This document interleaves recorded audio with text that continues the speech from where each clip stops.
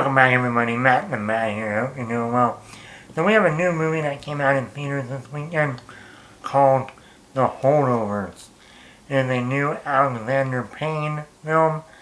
Some people might recognize that director from Sideways with Paul Giamatti and Thomas Hayden Church, or About Schmidt with Jack Nicholson, or The Descendants with George Clooney and Shailene Woodley, or Nebraska with Bruce Dern, or his last film, Downsizing, with Matt Damon. I actually like this director. I love Sideways, The Descendants. And I was looking forward to this new film. He re-teamed with Paul Giamatti ever since Sideways. And it looked like it had a nice blend of drama and comedy based on the trailer.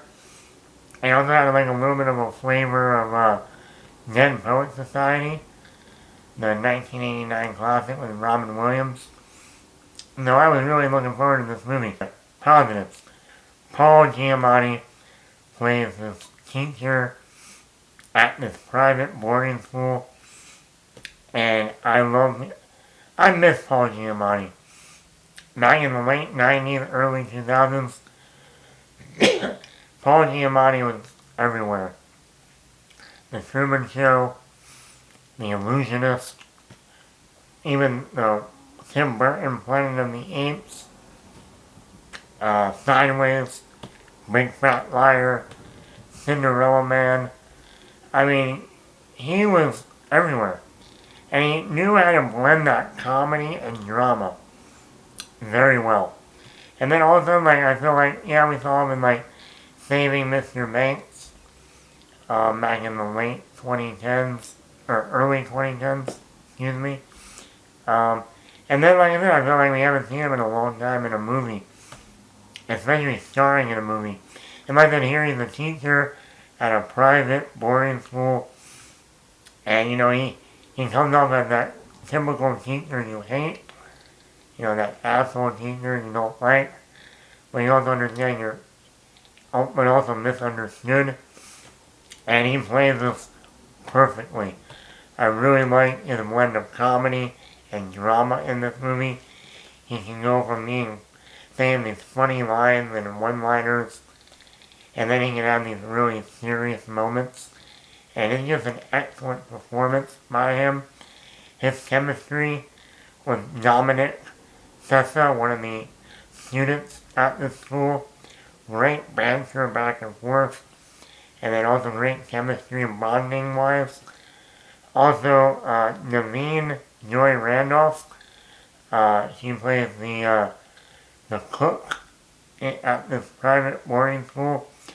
Her chemistry with Paul Giamatti is also great. So, this definitely is going to be an Oscar-nominated performance from Paul Giamatti. I think it's been a while since, Cinderella Man, back in 2005, since the last time Paul Giamatti was up for an Oscar. He definitely deserved it for this movie. Also, Dominic Sessa plays Angus, one of the students at this private boarding school. He's the only one that actually ends up really being left behind during the Christmas holiday. So he gets to stay at school during the, Christmas holiday time. Almost like in Harry Potter, when some of the students stay at Hogwarts during the Christmas time. I've never seen this actor before, at least not that I remember. He does an excellent job in this movie. He also has this nice blend of comedy and drama and emotional moments. A very good range. He has great chemistry with Paul Giamatti. And then with this guy is excellent, I thought. This is his first role. He nails it. Also, he gave me a little bit of a vibe, of the actor that played in Christine, the John Carpenter movie back in the 80s. To the point that I was like, you know what, I know they're trying to remake Christine. This actor would be the perfect actor for that role. he comes off a little nerdy. He comes off as, the smart ass. But he's also has some great serious moments and emotional moments. Joy Randolph plays, like I said, the female actress in this film. She plays the cook at this boarding school, private boarding school. And she has some of the best moments in this movie. Her little backstory, her son died in the war. He used to go to school there. But he died, I think, when he was only 18 years old, 19 years old. So she's still dealing with processing the death of her son. She gives a great performance. She has a lot of great moments throughout this movie. And I think all three of these actors are probably going to be nominated for Best Actor, Best Supporting Actor, and for Davine Joy Randolph, she can either be up for Best Actress or Best Supporting Actress. However way they want to, maneuver that one. But I think all three acting in this film is excellent. Music is great in this film. The movie is set during Christmas. Before the Christmas holiday and then throughout the Christmas holiday. So this is a Christmas movie. This will one day be a Christmas classic to watch every year. It will definitely be mine next year. So this is a movie set during Christmas. We get a lot of Christmas music throughout, but not today's Christmas music. More like in the 70s, where this movie takes place. So a lot of more old Christmas classic music, the best kind. But also the score by Mark Orton is excellent. Cinematography, if you were to ask me, I would have said this movie was shot on film.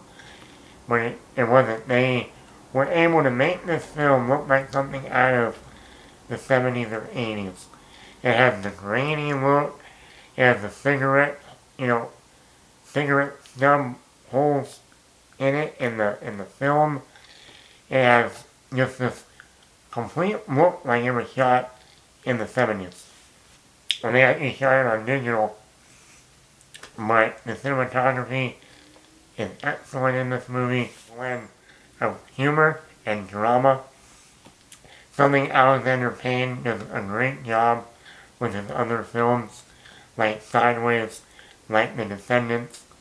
It has that mix of, we're going to be funny, but we're also going to have those dramatic moments that really hit you, and emotional moments. And this one definitely has that. Like I said, Alexander Payne, I think this is another home run for him. Like I said, between Sideways and The Descendants, this is easily one of his best films. Also working with Paul Giamatti again in almost 20 years since Sideways was a nice, one smile on my face. I do like the Christmas setting. It brings something to it, especially as we get closer to the holidays. I actually wish they kind of waited to put this out maybe closer to after Thanksgiving. I think it would have been a perfect movie to watch throughout December. The only sad part of this movie would probably not be in theaters by December, even though it is a movie set during the Christmas season. My only negative with this movie, it runs about 2 hours and 13 minutes, and I did feel there were a few scenes that could have been trimmed. Not completely taken out, but trim them down a little bit. There's one scene at a Christmas party at somebody's house, and they have some great moments in that scene as a whole. But there were also some individual moments that I thought you should have trimmed down a little bit. Overall, too, I thought this movie felt, like I said when I saw the trailer, it gave me that Dead Poet Society feel. A private school, one professor, and then even how the movie plays out by the end of it. I won't spoil it, but it definitely had a little bit of the, just like Dead Poet Society Some of that took place in the winter. So, either if you like Dead Poet Society and you like Sideways and The Descendants, I think you'll really love this movie. The one thing I will add to this is that when I was watching this movie, I realized they don't make movies like this anymore. We don't get that anymore in movies. Like, I think this year especially, when I went and saw Oppenheimer, I was also like, they don't make movies like this anymore.